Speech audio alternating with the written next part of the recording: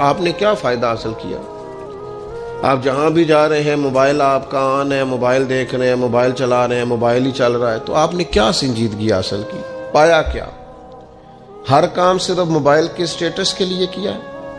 تم اگر وہ جان لیتے جو میں جانتا ہوں، اصحاب صفا کے پاس قرآن مجید کی کوئی آیت تلاوت کی گئی تو وہ رونے لگے، صحابہ رو پڑتے تھے، اللہ کے خوف سے، خشیت سے رو پڑتے تھے۔ کوئی آیت تلاوت کی گئی، اصحاب صفا رو پڑے، ان کو روتا دیکھ کر حضور بھی آئے اور اللہ کے رسول کی آنکھوں میں بھی آنسو آئے۔ اور پھر اللہ کے حبیب علیہ السلام نے اس عمل کا اظہار فرمایا۔ حضور فرمانے لگے، جو آنکھیں رب کے خوف سے آنسو بہاتی ہیں نا، ان کو اللہ پھر دوزخ پر حرام کر دیتا ہے، پھر وہ جہنم میں نہیں جایا کرتا۔ وہ اللہ کے خوف سے چھلک پڑی، جذبات ابل کر باہر آ گئے۔ سعادت مند لوگ ہوتے ہیں، سعادت مند۔ نبی پاک علیہ السلام نے فرمایا، ترمذی میں موجود ہے، حضور فرماتے ہیں 3 باتیں خوش بختی کی علامت ہیں۔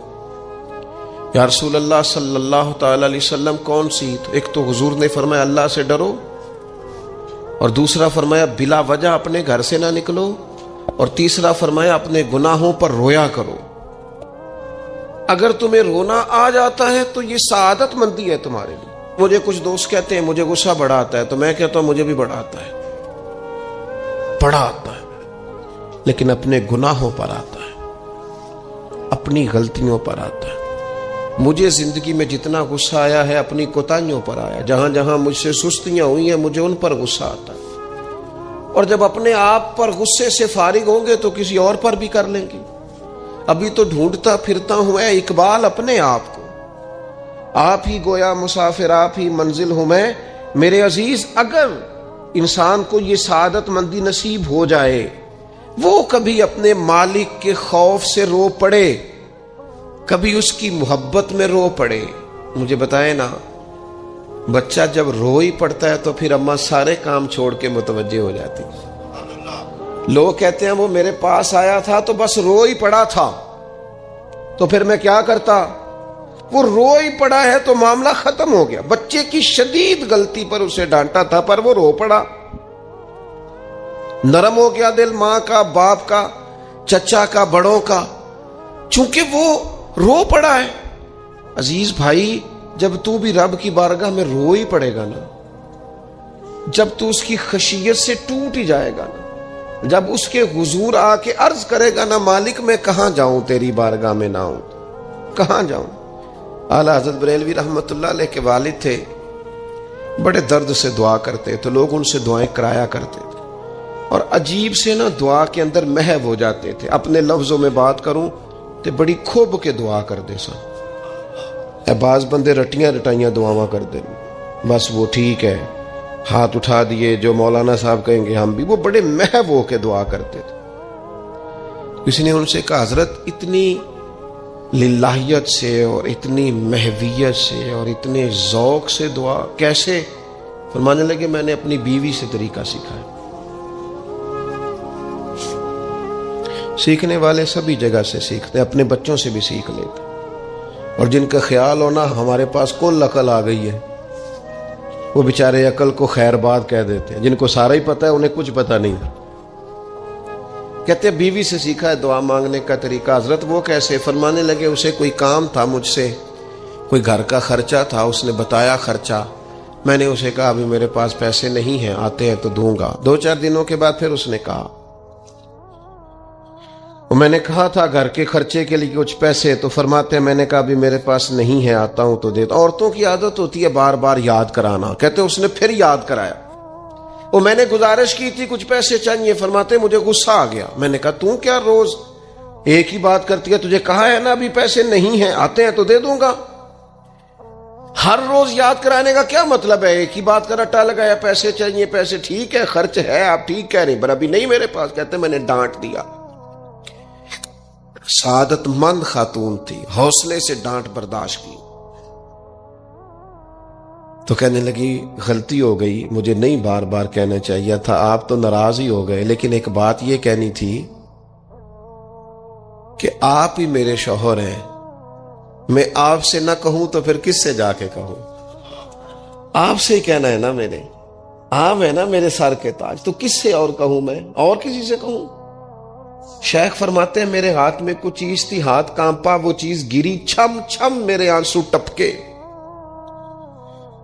چھم چھم میں رو پڑا۔ تو خاتون کہنے لگی آپ کیوں روئے، کیا ہوا؟ تو فرمانے لگے مجھے تو رب سے مانگنے کا طریقہ تو نے سکھا دیا، جب میں اس کی بارگاہ میں عرض کروں گا نا مالک بڑے دروازوں پہ گیا ہوں کوئی نہیں میری سنتا، بڑے درد کے ساتھ میں نے کہا ہے پر فریاد کو کوئی نہیں پہنچا، اے اللہ تو ہی میرا رب ہے، پھر تجھے نہ کہوں تو کس کی بارگاہ میں جا کے کہوں؟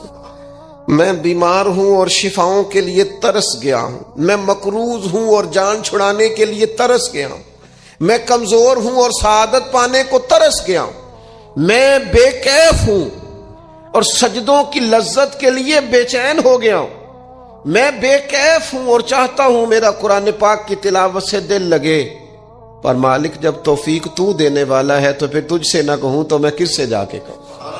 نبی پاک صلی اللہ تعالی علیہ وسلم نے فرمایا 2 آنکھیں دوزخ میں نہیں جائیں گی۔ یا رسول اللہ صلی اللہ علیہ وسلم اتنا کرم، وہ 2 آنکھیں کون سی ہیں؟ فرمایا ایک وہ جو اللہ کی راہ میں رات جاگتی رہی، کسی سرحد پر پہرا دیا، کوئی ڈیوٹی کی، کوئی خدمت کی راہ خدا میں، جو آنکھیں بیدار رہی راہ خدا میں، دوزخ میں نہیں جائیں گی۔ اور دوسرا فرمایا جو رب کی یاد میں رو پڑی، جس سے خشیت آئی، جو ڈر گیا پر ڈرا اللہ کے لیے، آنسو فارسیل نہ ہو، کوئی اداکاری کا ماحول نہ بنائے، وہ اس طرح نہ ہو رو رو کے دعا، رکت انگیز دعا، اور فلاں کیا بات، فلاں کے بڑا رلایا اور فلاں میں بڑا درد تھا اور فلاں کے آنسو نکل آئے اور پیر صاحب قبلہ رو ہی پڑے۔ فارسیل نہ ہو چیزیں، اداکاری نہ ہو، اس کی طبیعت پر پورا اثر ہو۔ اور جب خشیت کے ساتھ وجود کانپتا ہے، وہ کسی نے کہا تھا کہ آنسو قربت کا سبب ہوتے ہیں، جب آپ کی روح کسی کی روح سے ملتی ہے تب آنسو نکلتے ہیں۔ جب تو اللہ سے پورا جڑ جاتا ہے نا، جب رسول کائنات کی بارگاہ سے تیری پوری توجہ لگ جاتی ہے، پھر آنسو بن کر دل تے پار پوے جس ویلے ادو پار بناون اکھیاں، تے بے درداں محبوباں دے سارے ناز اٹھاون اکھیاں۔ عزیز دوست، جب آپ پورے طور پر جڑ جاتے، او یارو کتنا روئے ہیں مسلمان اقوام متحدہ کے سامنے جا کے، کتنی قراردادیں پیش کی تم نے سلامتی کونسل میں، حتیٰ کہ مسلمانوں کے جو امیر ملک تھے ان کی تنظیمیں بنی، کوئی مسلمانوں کی داد رسی کو نہیں پہنچا۔ میری کو بہت لمبی عمر تو نہیں ہے، پر میں نے برما میں مسلمانوں کے کٹتے ہوئے حالات دیکھے، خبریں آئیں، ہم نے دیکھی، کٹتے اور سسکتے مسلمان ہم نے دیکھے۔ ہم نے دیکھا لیبیا پہ حملہ ہوا اور ٹوٹ گیا سارا ملک۔ میں نے وہ منظر دیکھا جب غوث پاک کے بغداد میں بمب گرے۔